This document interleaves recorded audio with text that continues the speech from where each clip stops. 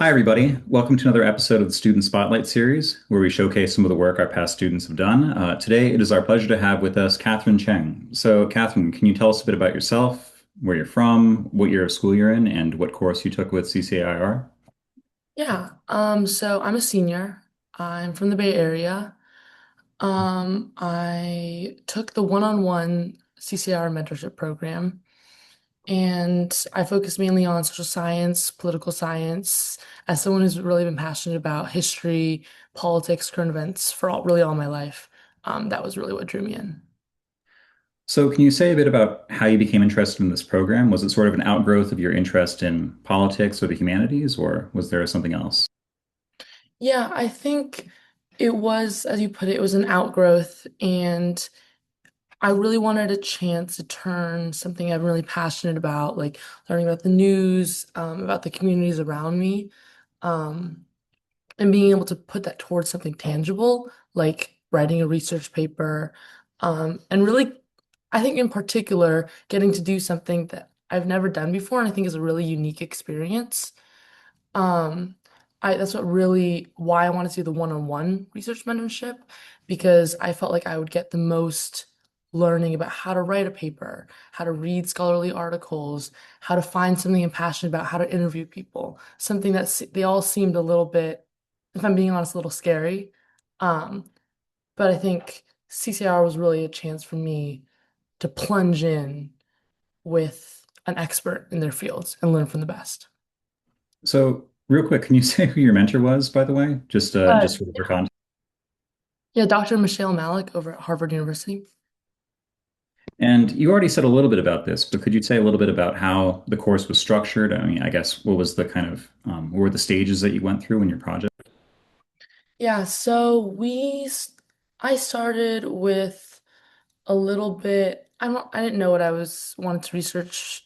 I knew obviously the broad brushstrokes of I wanted to do something with political science and something where I wanted to be able to interview people.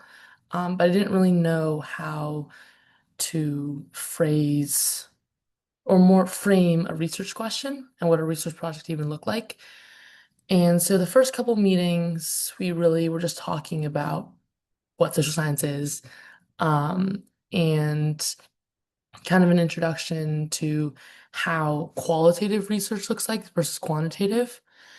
And then and that was the first meeting. And from then on, I took there was a little bit of a gap between our meetings, and she gave me some books and some example papers to read.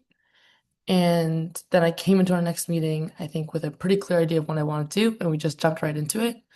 And so the first few meetings after that were going over literature, which took a lot of time, of course, and learning how other people talked about my topic, which was, oh, and by the way, my topic was how does exclusionary politics affect Asian Americans' ethnic pride?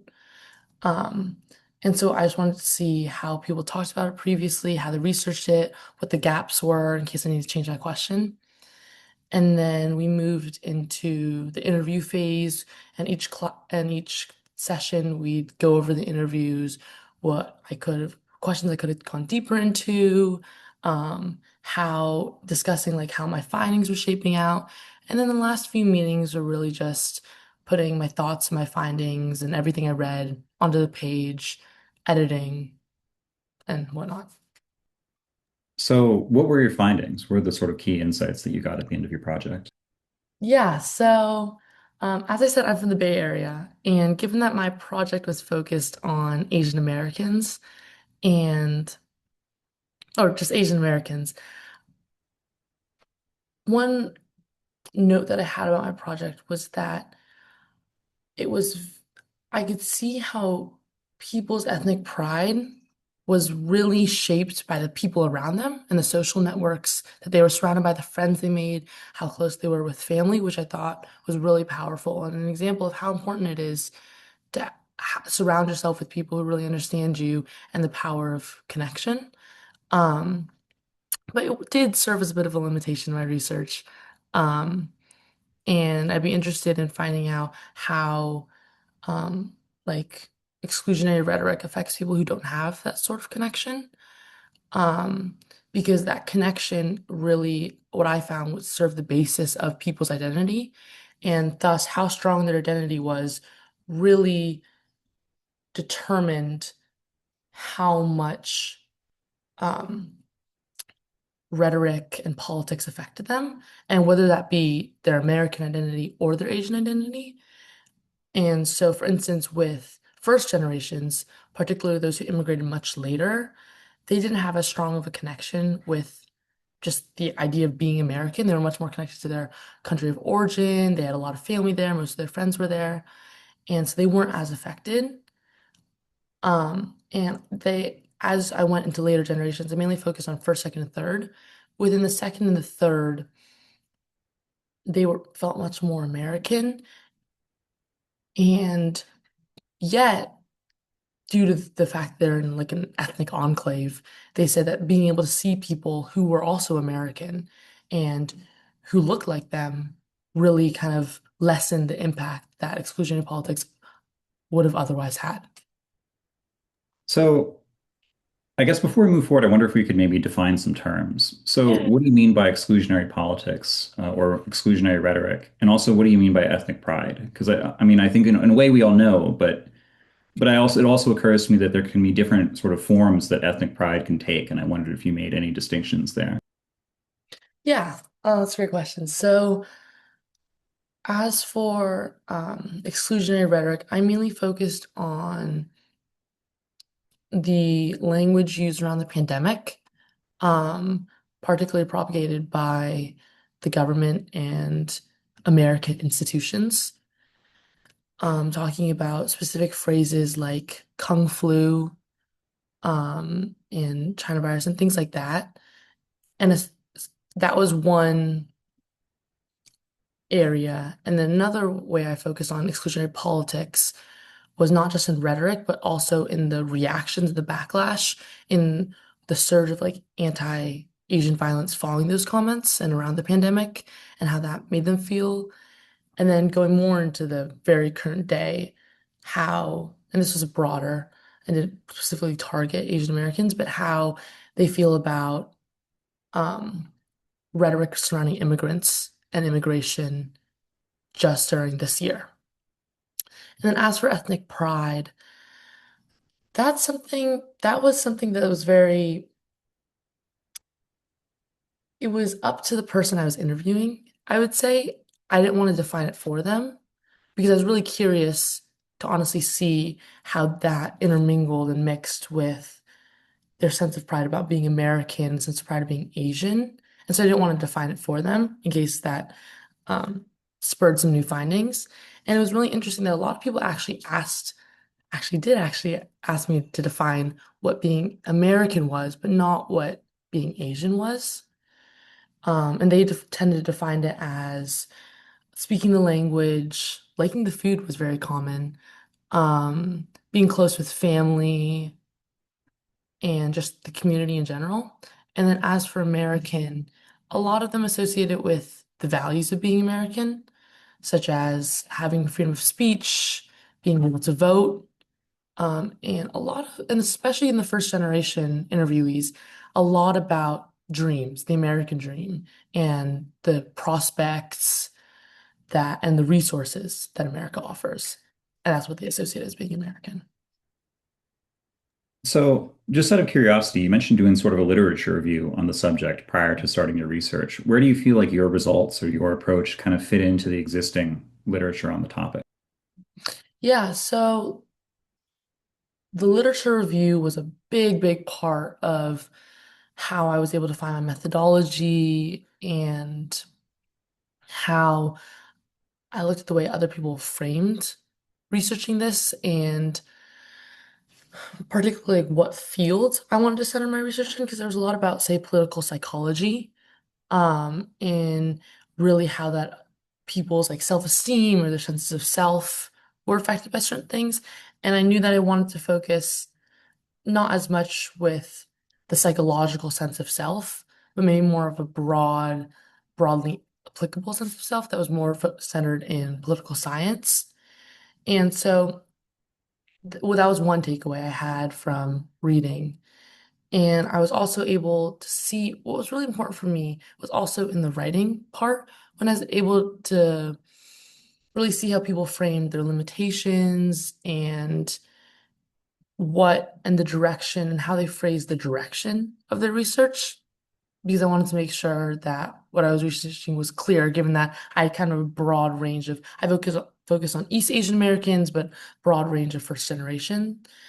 And I was able to also find some research questions from that and see how really people structured their interviews in order to come away with solid findings, as opposed to it just being more of intangible speech, if that makes sense. Yeah, that makes sense. So then you mentioned a bit about kind of the broad trends that came out, and I'd like to hear more about that. Like, I guess I'm curious, what were there any sort of broad trends that you observed in your interviews that really surprised you? And then also, were there any outliers or unusual cases that you thought were particularly interesting? I have to say the interviews and seeing where people differed and where people were the same was so amazing. I had such a great time being able to speak with members of my community and people and a cause that I care about. And one thing I would say that really surprised me, or perhaps more that it was notable, was how important it was that people identify with being American, and the varying measures of importance that they put on that. And how for some people, being American was integral and frankly inherent in them living in America. And that's something that I can identify with. Whereas for others, and I spoke about this earlier, but with the first generation, it was almost completely foreign, despite, and a lot of these people, despite having lived here for decades, almost 50 years for most. And I thought that was really surprising that they could have made new friends here. They obviously speak the language, they had jobs here, yet America was never something they fully embraced. Um, sorry, do you mind repeating the second part of your question? Yeah, I Because was wondering if there were any outliers because I think that, okay. often we look for trends and very often the trends are what we expect them to be. And that's valuable. But I think just as interesting and just as important is when you encounter data. I don't mean to call it data that sounds so clinical, but data that violates your expectations because that's just as real.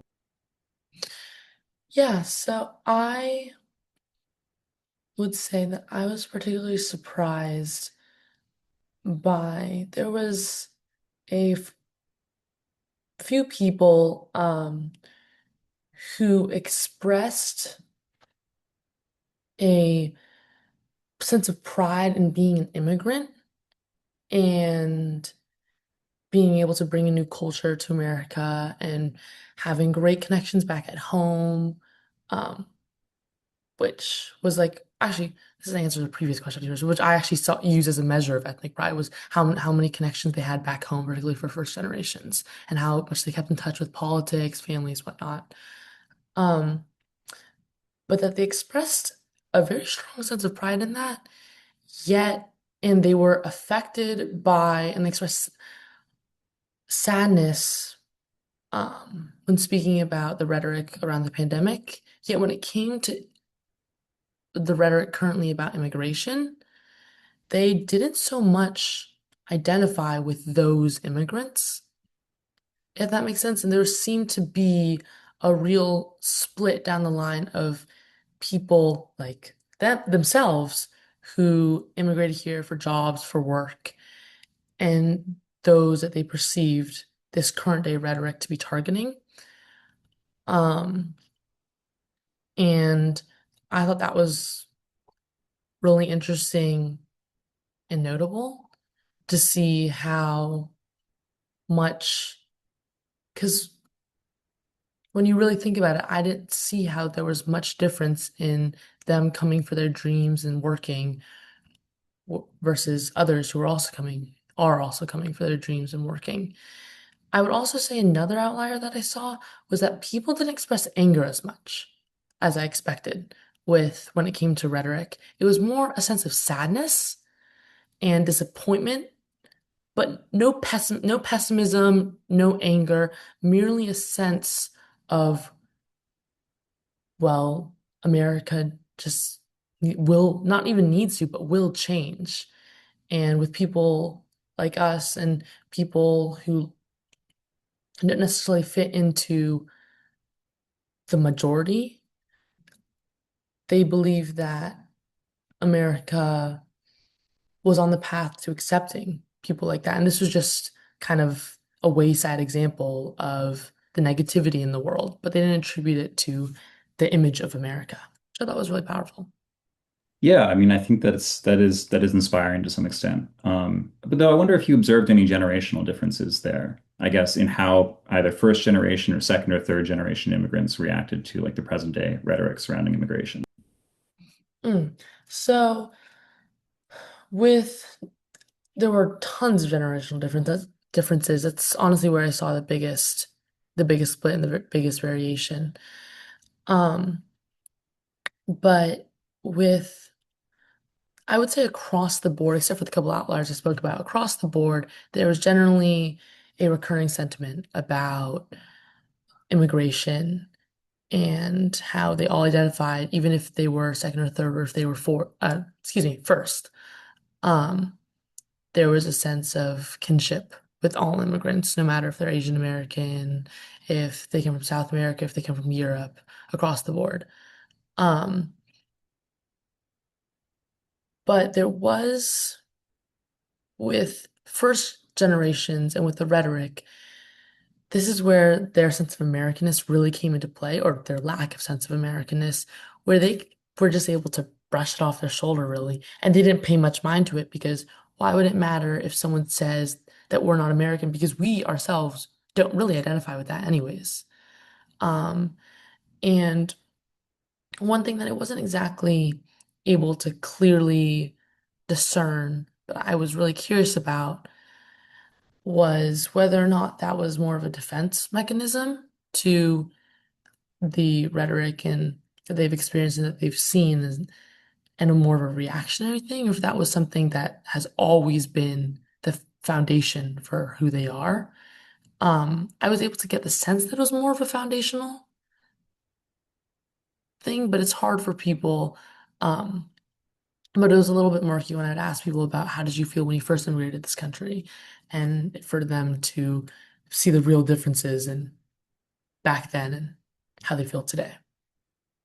So earlier you mentioned that particularly you felt that first generation, you observed that first generation immigrants seem to like distinguish themselves from the immigrants community, the immigrant communities that they feel are being targeted by the current sort Mm. of anti-immigration rhetoric. And you mentioned that you're not sure what the difference is. I wonder, did any of the people you interviewed talk about what they feel like the difference is?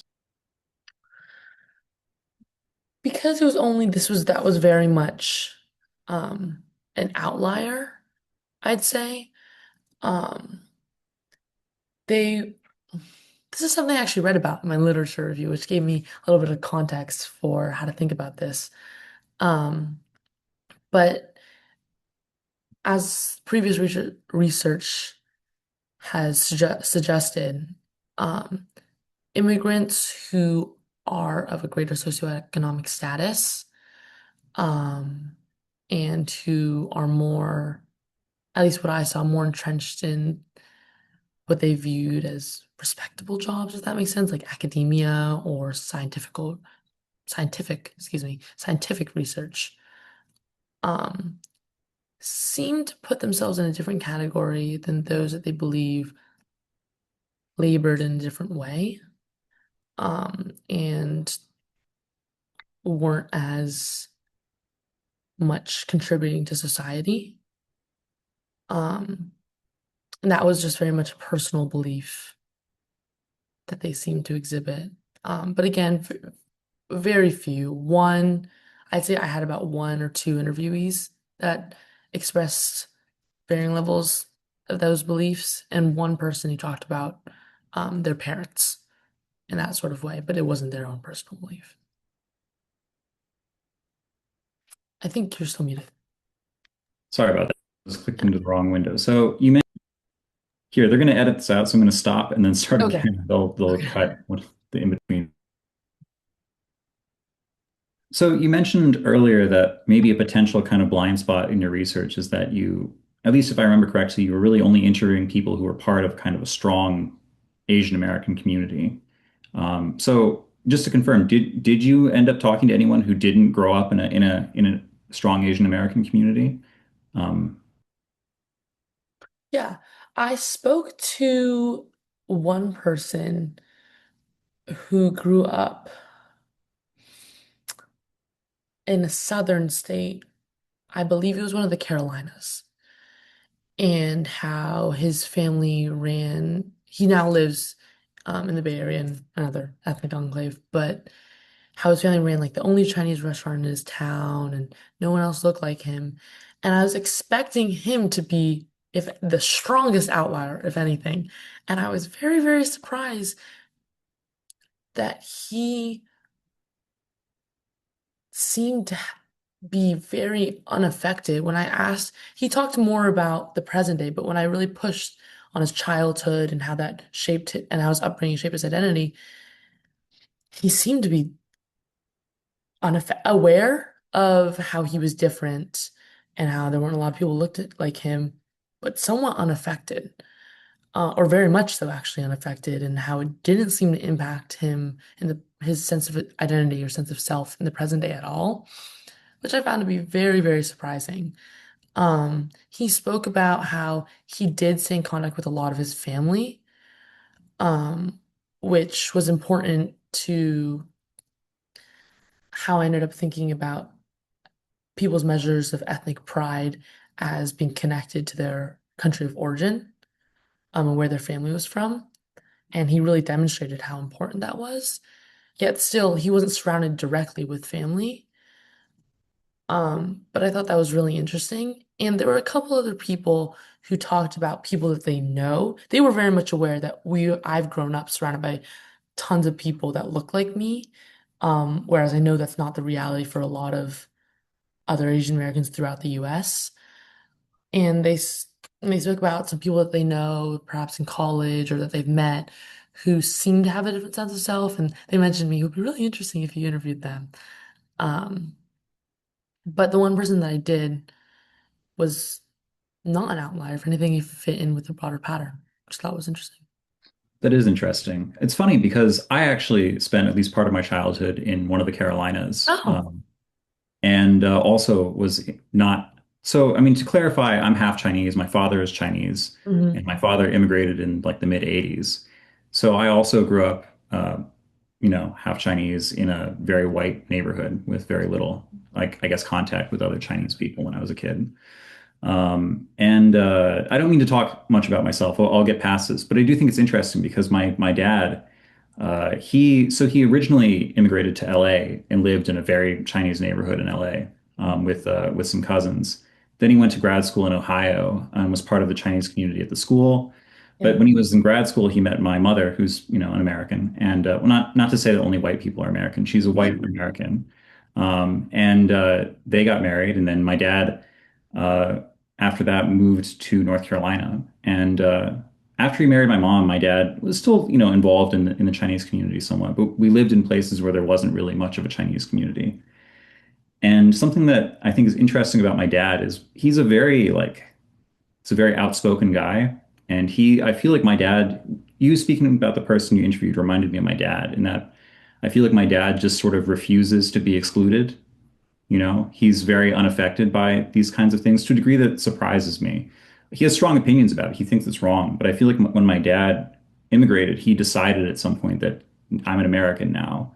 And he feels almost as if he has more of a claim to being American than like, you know, the people that grew up here. I think because he chose to be American, whereas a lot of these people, just happen to be born here. So my dad is very steadfast in the conviction that he's an American, and he's maybe more American than most Americans.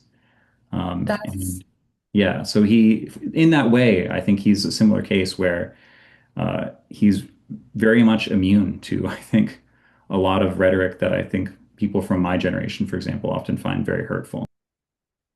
That's that's amazing. That's so incredible.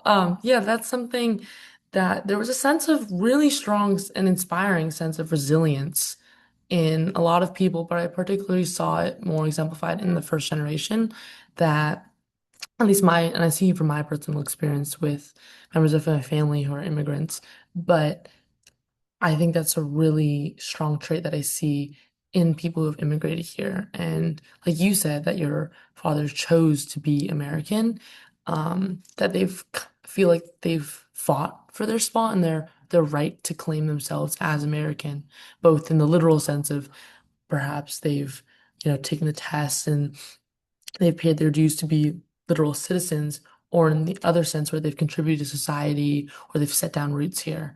Um, which that's an amazing story to hear. Yeah. Yeah, I mean, it's funny because I mean, I think that when I was a kid, I was very proud to be an American. I very much identified as an American. And part of what made me proud to be an American was I thought that America is a country built on ideals and principles, and anyone who believes in those ideals can become an American. And that's a beautiful thing, that America is not an ethnic country. America is a country of ideas.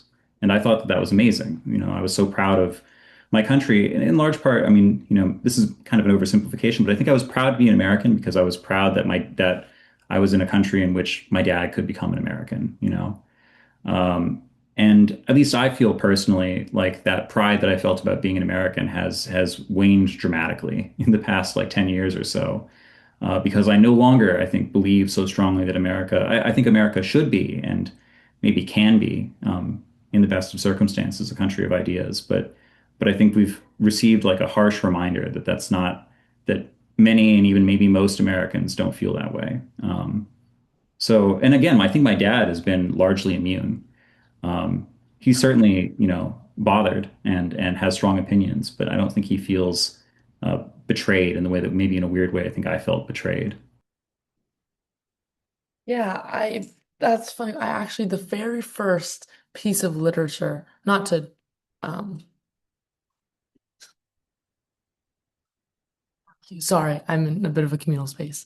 Um, but that's funny that that was the first piece of literature that I ever read was an article about ascriptive citizenship and how much more belonging people felt, which ascriptive citizenship is when citizenship and belonging to a country or like a place is assigned to race or how people look and characteristics that people are born with. Whereas when citizenship is defined through a more something that's more focused on values and things that you can achieve and that you strive for, immigrants and just people in general feel a much, much higher sense of belonging, which it's really interesting to see how that plays out in the real world.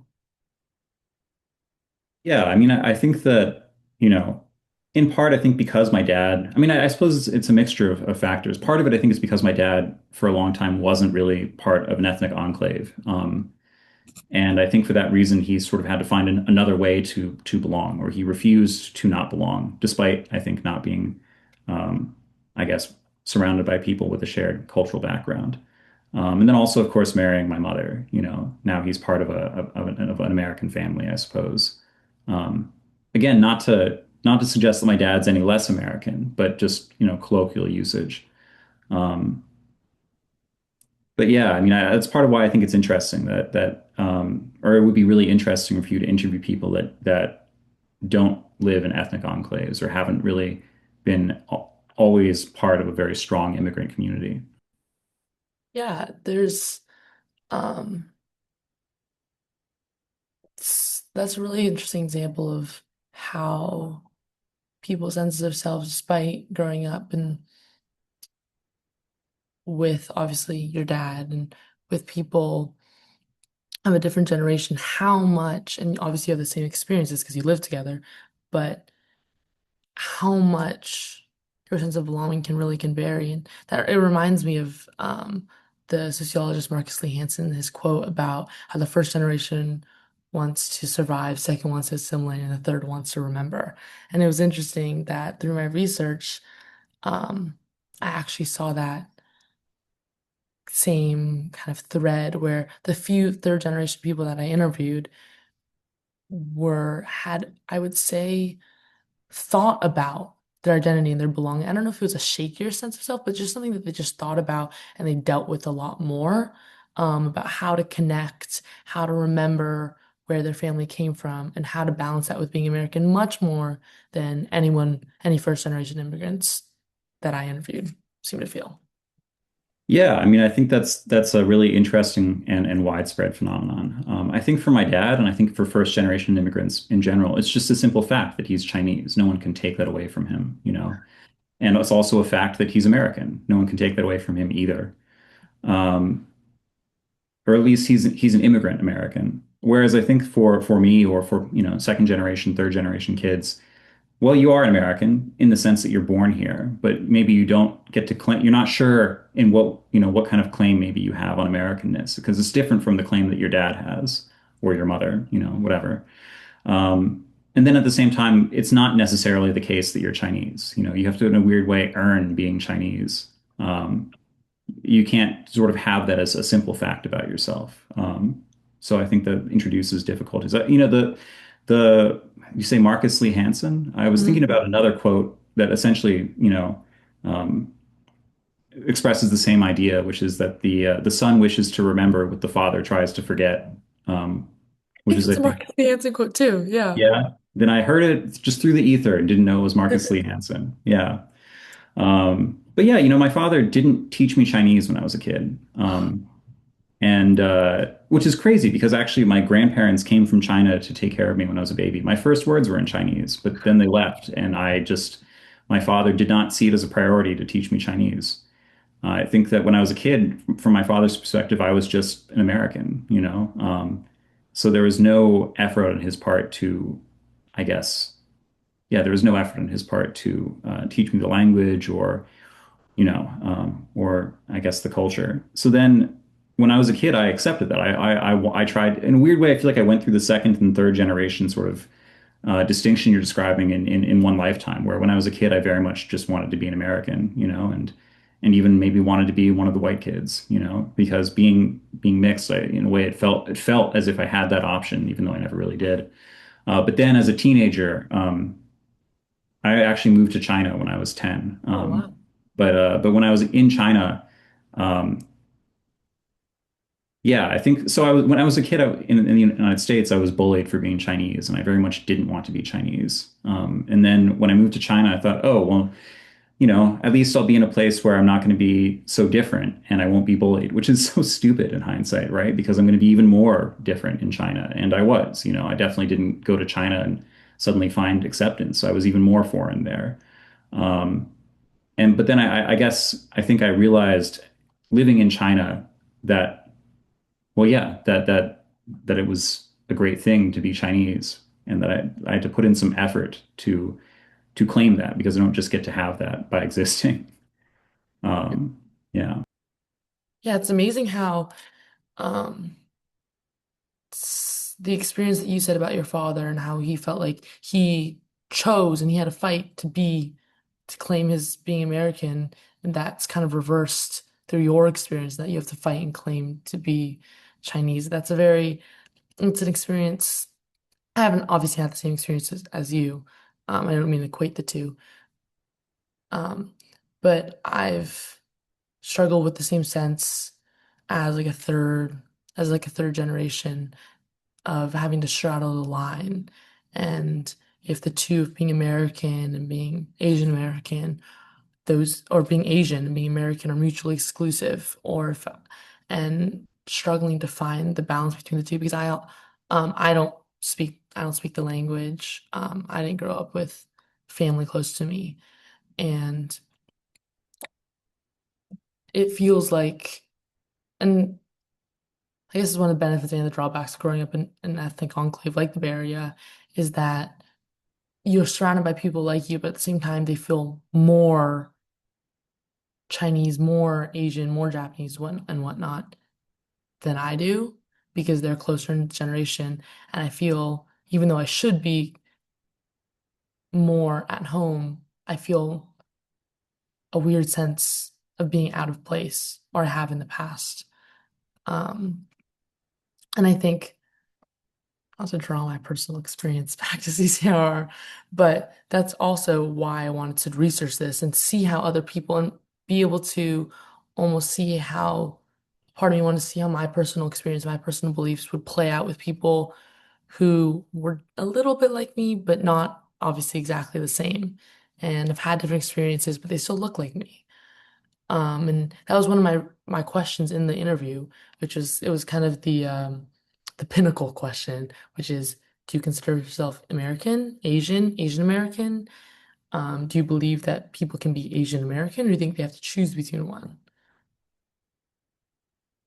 So I do have another question, but I also wanted to share an observation that I wonder if, I wonder if it rings true to you. Something that I think I've noticed, I spent a lot of time living in New York, and there are two very different Chinese communities in New York. There's the people, the students and people who have just immigrated from China. They grew up in China and now they are, as adults, they moved to New York, right? And then there are the Chinese people who immigrated or are the descendants of people who immigrated decades ago, and they're Chinese Americans. They grew up in America, they grew up in New York, and I feel like they have two very different orientations towards culture, which is to say that I feel like especially young Chinese Americans, being Chinese is often something that you have to sort of claim, that Ch Chineseness or Asianness is a sort of standard one reaches by speaking the language fluently, by being able to cook, by knowing various things, and whereas for people that grow up in China, being Chinese is just a fact. They have whereas I think for often for Asian Americans, I guess their culture is something that they have to almost live up to. I feel like for people that grow up in China, like they're just Chinese. They have an ownership of their culture. Whatever they happen to do, that is a thing that Chinese people do. And I think that's interesting in that I find that, if you look at like the culture in, say, Chinatown in New York, it's in many ways like trapped in the past. It's like China, the culture is frozen, like one's culture is in a way frozen at the time when one left and immigrated, and it becomes a kind of standard that everyone afterward has to live up to in order to be, Chinese or whatever. Yeah, that's something, the idea that an identity that for those who are first generation, and obviously you grew up in China, you grew up in Taiwan, you grew up in, say, Korea, um, like you said, that identity is inherent, something they grew up in. It's very solid. There's a way to do things, and that way to do things is just the way of living. Um, and I think that's something that I saw. Obviously, I've struggled with, but also the people that I interviewed seem to also struggle with the concepts that, and it's a very foreign concept for I think a lot of people, and something they haven't been able to fully articulate. But I could see those feelings kind of floating throughout the interview, but that being, you know, Asian or being their ethnicity is there's not one hard definition to how to live that and how to be that.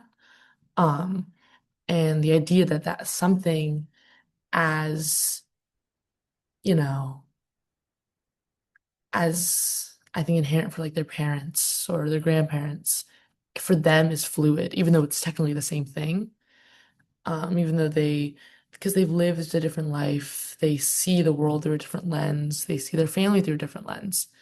Um, was I something that I saw common in a lot of second, third generation, even if they didn't fully say it themselves. So my other question was, I guess you sort of already gestured at this, but I'm curious, how did this project change the way that you think about your own identity, or did it change the way you think about your own identity? Yeah, I think that that question can be best answered by the fluidity that I just mentioned. In that even though I said there was like a broad pattern and there were only a few outliers, nonetheless, everybody had very unique answers. Everybody thought about who they were in a different way, which of course, I mean, that seems saying it out loud, that seems obvious. But I think it's something that I had never really fully grasped, that someone's full breadth of experiences truly makes them who they are and they don't have to cherry pick it to fit the mold of how to be American or how to be Asian. And I think that's something that really resonated with me in that my identity is not, and this is something that people express in different ways, particularly generation wise, that my identity is not something that has to be defined by someone else. For instance, especially what you spoke about with your father and other for people who are first generation, um, was that they don't let anyone else define their identity, their sense of being American because they actively chose to do that. They fought for it. They immigrated here. Um, Whereas for others, for second and third, they've grown up surrounded by people who look like them, but they speak a different language than maybe their parents did. Um, and I guess in the fluidity of identity, there's still a sense of resilience that you are who you are. And people can help bolster that, people can tear it down, but at the end of the day, it's something that's very personal. You don't have to prove it to anyone else.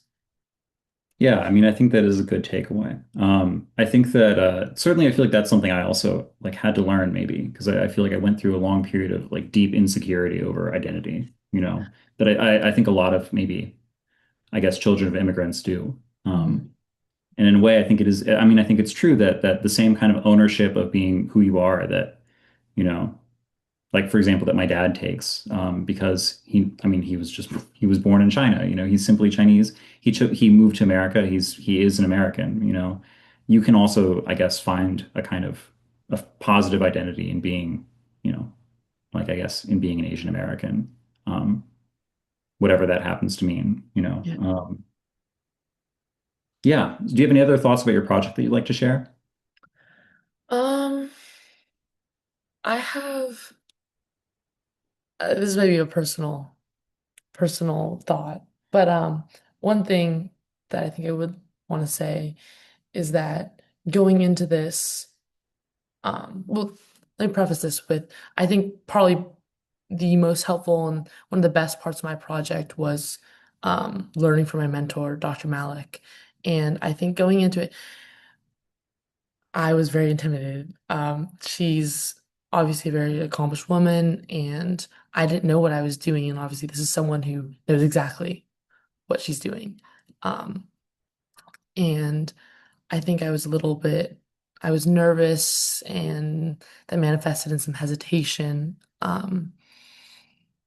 And not to offer any unsolicited advice, but I think my unsolicited advice is to just jump straight into it and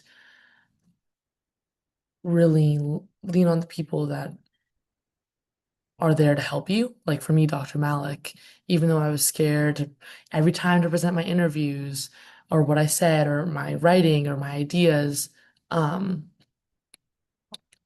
she always helped me grow and I always learned. And that was one of my favorite parts, many favorite parts of my experience with CCIR. Yeah, I mean that's perfect because I was just about to solicit advice. So that's exactly what I was going to ask about. And yeah, I mean I think that that's a takeaway that I hear from a lot of students, which is that you just use the resources that are available to you. Don't let being nervous or being, I guess skittish stop you from taking advantage of the opportunity that you have to work with someone, who can teach you a lot, who's an expert and who's specifically there to help you. Yeah, exactly. So I presumably you're finished with your paper, right? Yeah, there's always some tweaks that I can make, but yeah, it's all Okay, there. I shouldn't have presumed, but you're going to finish your paper. And once you Yeah. finished it, do you plan to take it to any conferences or submit it to any journal?